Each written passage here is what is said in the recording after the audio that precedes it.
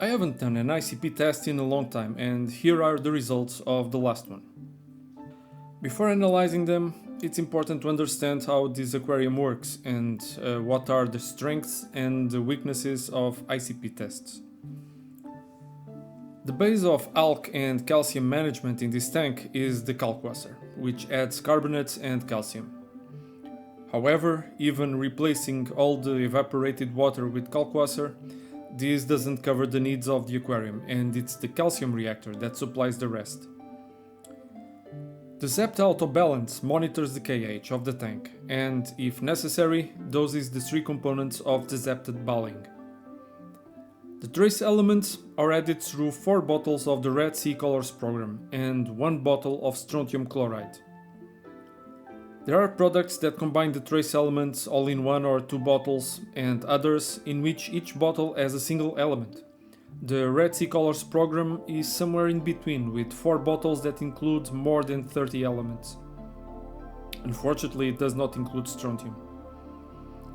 ICP tests, with all their problems, are the only way we have to peek at many aspects of the chemical composition of saltwater, and they test more than 30 elements, most of which are impossible to test at home.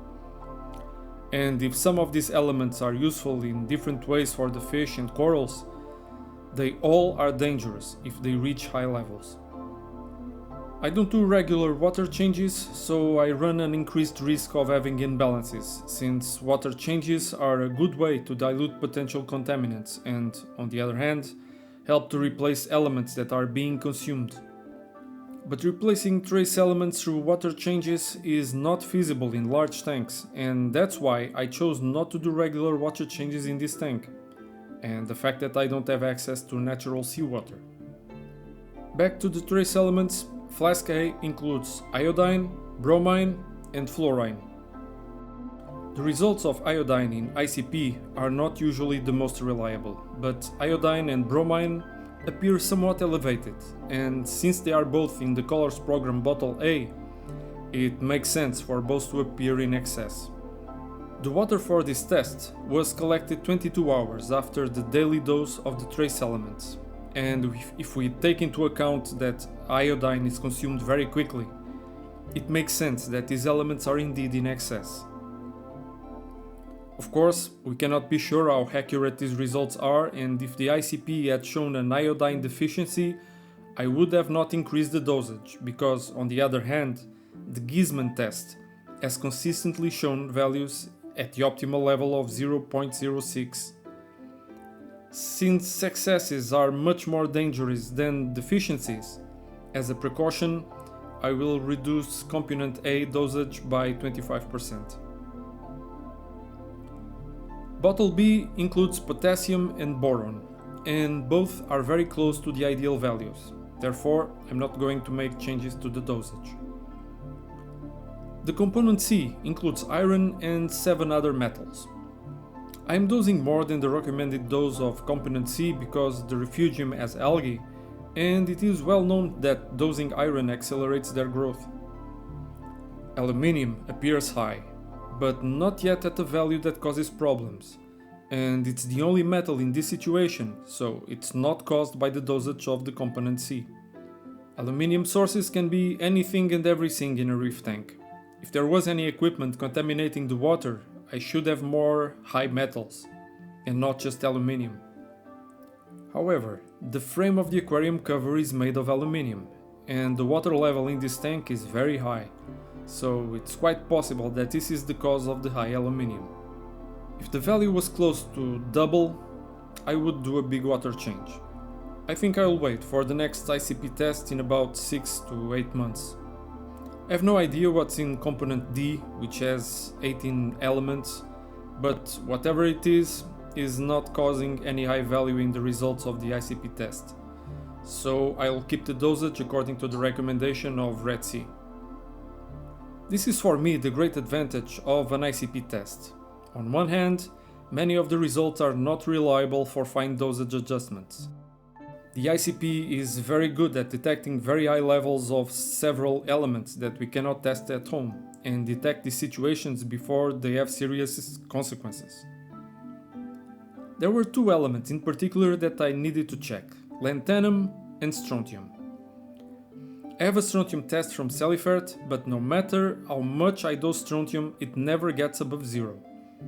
I trust the result of the ICP much more, because in the comparisons I saw of results from the same water sent to different companies, the strontium values always have a very short deviation. I will therefore slightly reduce the dosage of strontium. I use lanthanum chloride when the phosphates rise above 0.3, and in previous tests the lanthanum appeared high. This time ICP did not detect lanthanum, so I can continue to use it in the same way. The mystery remains though as to why the bubble tip anemones react very badly when I use lanthanum and take about 2 months to recover. Minutes before collecting the water for the ICP test, I did some tests at home. At home, iodine was tested at 0.06 ppm and with ICP 0.10. Excesses are more dangerous than deficiencies, so I reduced the dosage of iodine a little. Strontium with the Salifert test was between 0 and 3 and 11.6 ppm with the ICP. I already suspected that the Salifert test was not reliable, and the ICP confirmed this. Strontium is one of the elements in which ICP tests are usually reliable. Calcium at home was 435 and with ICP 444. The test I used was from Aquaforest. The magnesium at home was 1290 with Salifert test and with the ICP was 346. These are relatively close values and the ICP is not famous for its precision in measuring magnesium. Potassium at home was 420 and ICP 439, which are close values. Aquaforest tests alkalinity, phosphates and salinity, but doesn't use ICP. Alkalinity was 9 with the Salifert test and in Aquaforest it was 8.4. Given the long time it took for the test to arrive in Poland, I think the alkalinity may have dropped. The phosphates with the HANA ULR test were 0.17 and Aquaforest reports 0.153, which are very close values. Finally, the salinity at home with the DD refractometer was 34.5 and Aquaforest reported 36. This refractometer has a particularity. DD specifically recommends the calibration with RODI water and has a long technical explanation of why it is not necessary to use a 35 ppt solution. I must look into this. Once again, thanks for watching.